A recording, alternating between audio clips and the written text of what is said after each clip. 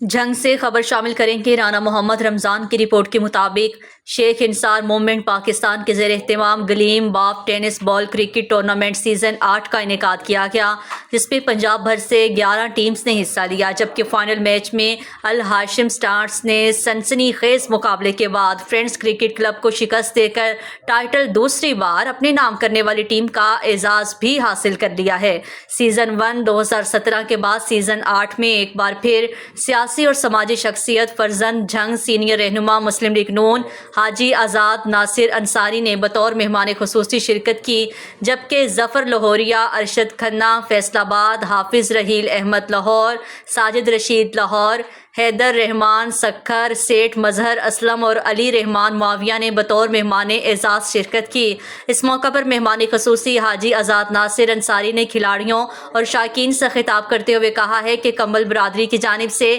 ایسی مثبت سرگرمیوں کا انعقاد خوش آئند ہے، جس سے کھلاڑیوں کو نہ صرف اپنا ٹیلنٹ دکھانے کا موقع ملتا ہے بلکہ نوجوانوں کے لیے اپنی برادری اور شہر کے لیے کچھ کرنے کا جذبہ بھی پیدا ہوتا ہے۔ کمبل برادری کرکٹ ٹورنامنٹ سیزن 8 کے چیف ایگزیکٹو محمد ارشد جاوید کا کہنا تھا کہ ایونٹ کا مقصد آج کے دور میں نوجوانوں کو کھیل کی جانب راغب کرنا اور ان کے درمیان کمیونیکیشن گیپ کو کم کرنا ہے، تاکہ معاشرے میں پیار، محبت، بھائی چارے کی فضا قائم ہو سکے۔